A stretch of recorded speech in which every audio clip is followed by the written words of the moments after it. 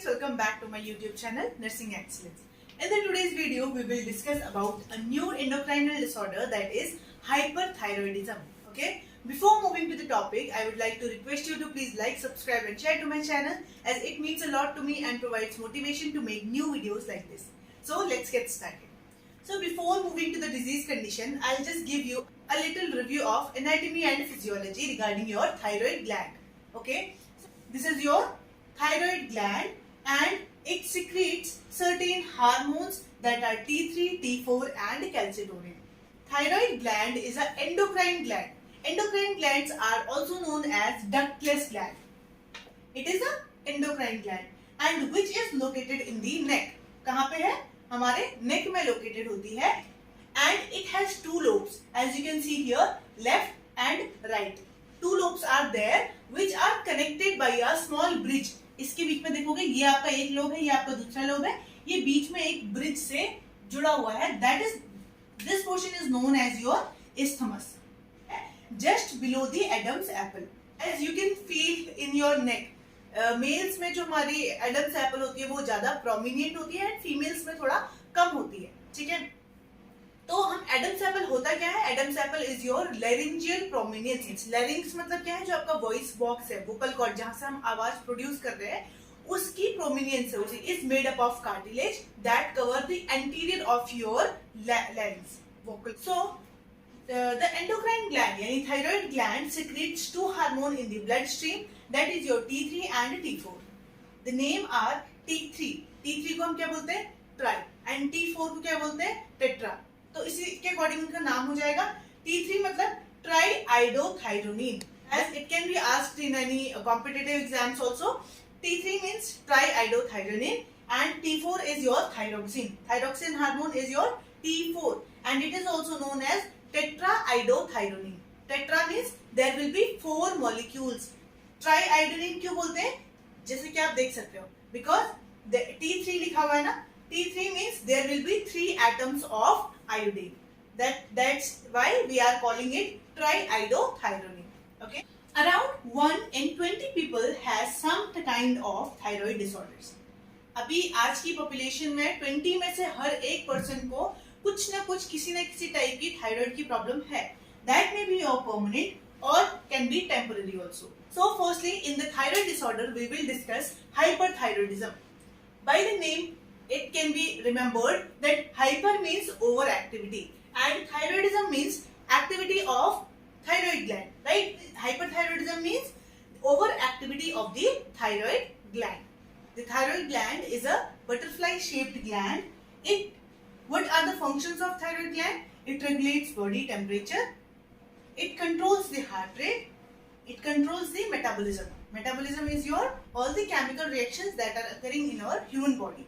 We can also say process of transformation of food into the energy for the normal body functioning. Now we will discuss about the introduction of hyperthyroidism. Hyperthyroidism means क्या था? Thyroid gland का over activity करना. Over activity करेगा तो ज्यादा अपने जो hormone secrete कर रहा था उनको ज्यादा अमाउंट में सिक्रीट करेगा. T3 और T4 हार्मोन का भी हम लोगों ने फंक्शन पढ़ा था. क्या था कि हमारे जो T3 and T4 thyroid hormones हैं वो हमारे मेटाबॉलिज्म को रेगुलेट करते हैं एंड हार्ट रेट को मैनेज करते हैं. तो अब क्या होगा, जब इनका ओवर सिक्रीशन होगा, इनका इंक्रीज सिक्रीशन होगा तो मेटाबॉलिक रेट भी बढ़ जाएगा. मेटाबॉलिक रेट बढ़ेगा तो हमारी बॉडी में ग्लूकोज का कंजम्पशन ज्यादा होगा. ग्लूकोज का कंजम्पशन ज्यादा होगा तो बॉडी से ग्लूकोज का लॉस ज्यादा होगा, जिसकी वजह से अल्टीमेटली अनइंटेंशनल वेट लॉस हो रहा है and these hormones also regulate your heart rate also. Right? तो अगर ये दोनों ज्यादा अबनॉर्मली सिक्रीट होंगे जिसकी वजह से हमारा irregular heart rate can be there. So यहाँ पे हमने वही मेंशन किया है, hyperthyroidism is overactivity of your thyroid gland that involves increased synthesis and release of thyroid hormone which increases the body's metabolism causing unintentional weight loss and rapid or irregular heartbeat. So next are the causes of hyperthyroidism. The first reason or the first cause is your Graves' disease. Graves disease क्या है? एक हमारा auto immune disorder होता है. Auto immune disorder का मतलब जहाँ पे हमारी बॉडी की जो इम्यूनिटी है, जो हमारा इम्यून सिस्टम है, वो हमारी बॉडी की नॉर्मल सेल्स को, नेचुरल जो हमारी सेल्स हैं, उनको डैमेज करने लगेगा. क्योंकि डैमेज की वजह से हमारी जो इम्यून सिस्टम है वो क्या करेगा, थायराइड ग्लैंड की जो सेल्स है उनको अटैक करेगा। अब अटैक करेगा तो जिसकी वजह से क्या होगा, वहां की जो सेल्स हैं उनमें डिस्टर्बेंस आएगा, जिसकी वजह से वो जो सेल्स हैं वो T3 और T4 हार्मोन का बहुत ज्यादा सिक्रीशन करने लगेगी। And this grave disease is a hereditary disorder. Hereditary disorder का मतलब क्या है, देयर इज द टेंडेंसी कि अगर मदर फादर को है, पेरेंट्स को है, तो बच्चों को भी हो सकता है। मतलब ऐसी बीमारियां जो हमारी generation to generation pass on होती हैं। अगर पेरेंट्स को है तो बच्चे को हो सकता है, अगर पेरेंट्स को है देयर आर मोर चांसेस कि बच्चे को भी हो सकता है, ठीक है। And 85% of the cases, hyperthyroidism के जितने भी केसेस हैं वो ज्यादातर 85% केस किसकी वजह से होते हैं, ग्रेव्स डिजीज की वजह से होते हैं। The other causes are your thyroid nodules. अगर थायराइड ग्लैंड में कोई नोड्यूल्स फॉर्मेशन हो जाए या फिर कोई नोड्स का फॉर्मेशन हो जाए, एंड थायराइड स्वेलिंग भी अगर कॉज हो रही है, that is called as goiter. Goiter क्या है कि हमारे जो थायराइड ग्लैंड है वो स्वेलिंग हो जाना उसमें, ठीक है। तो ये होने की वजह से भी क्या होगा, ये स्वेलअप होंगे तो उसकी जो सेल्स हैं वो T3 और T4 हार्मोन को ज्यादा सिक्रीट करेंगी, तो अल्टीमेटली हमारी क्या कंडीशन आ जाएगी, हाइपरथायराइडिज्म की कंडीशन आ जाएगी। Next is thyroiditis. अगर इस थायराइड ग्लैंड में कोई भी इन्फ्लामेशन हो रहा है उसकी वजह से भी क्या होगा, hyperthyroidism will be there. Consumption of excessive iodine. अगर कोई पर्सन है that is more in the risk to have hyperthyroidism, अगर कोई ऐसा पर्सन है जिसको ज्यादा रिस्क है हाइपरथायराइडिज्म होने का और उसके बाद वो आयोडीन का ज्यादा इनटेक कर रहा है, एक नेचुरल अमाउंट, एक नॉर्मल अमाउंट में सब लोग आयोडीन को कंज्यूम करते हैं, and it is very important for our body also, ठीक है। आयोडीन क्या करता है हमारी बॉडी में, जो हमारी थायराइड सेल्स हैं वो उस आयोडीन को अब्सॉर्ब करती है, आयोडीन को अब्सॉर्ब करती है। अब्सॉर्ब करने की वजह से क्या करती है, T3 एंड T4 हार्मोन का सिक्रीशन कर रही है। अब क्या होगा, जब हम ज्यादा आयोडीन अगर हमारे डाइट या फिर मेडिकेशंस की वजह से हम बॉडी में लेंगे तो हमारी जो थायराइड सेल्स हैं वो ज्यादा अब्सॉर्ब करेंगी, जिसकी वजह से T3 एंड T4 हार्मोन का सिक्रीशन ज्यादा होगा, that will ultimately cause hyperthyroidism.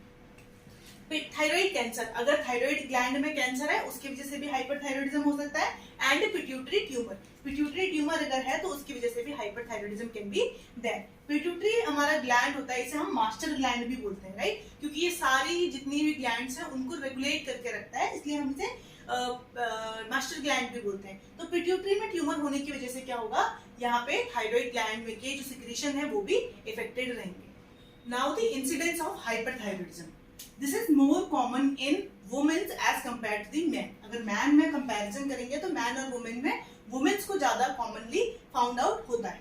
Relatively rare, relatively बाकी कंडीशन से देखा जाए तो रेयर कंडीशन है। It increases with the increase in age, और ओल्ड एज के साथ ये क्या है, इसका चांसेस बढ़ जाते हैं, ओल्ड एज के साथ ज्यादा देखने को मिलता है। More than 1 million case per year in India. India में क्या है, एक साल में लगभग 1 मिलियन केस पर ईयर हमारा इंसिडेंस है इंडिया में। Risk factors, first one is the family history, as अभी मैंने कॉजेज में बताया है, क्योंकि जो मेन कॉज है जो Graves disease and it was a hereditary disorder, right. अगर फैमिली में किसी को हाइपरथायराइडिज्म है तो देयर इज चांस कि आगे फैमिली में भी और लोगों को भी हो सकता है।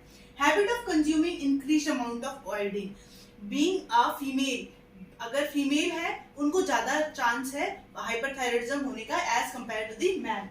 हिस्ट्री ऑफ क्रोनिक इलनेस, अगर कोई भी पेशेंट ऑलरेडी प्रीवियस कोई क्रोनिक इलनेस से सफर कर रहा था, लाइक डायबिटीज मेलाइटिस है और एनीमिया है, इन क्रोनिक इलनेस से सफर कर रहा है तो उनको भी चांस है कि hyperthyroidism can be there. And being pregnant is also a risk factor, क्योंकि उस समय हमारा बहुत सारे चेंजेस होते हैं बॉडी में, हार्मोनल चेंजेस होते हैं, तो इसकी वजह से प्रेगनेंसी में भी हाइपरथायराइडिज्म होने का चांस है। This is all about the condition hyperthyroidism, in which we discussed about introduction, causes, incidents and risk factors. अगर ये आपको वीडियो समझ में आया so प्लीज लाइक शेयर करना ना भूलें, और आगे की कंडीशन में हम लोग डायग्नोस्टिक इवैल्यूएशन एंड मैनेजमेंट के बारे में डिस्कस करेंगे। So thank you so much for watching.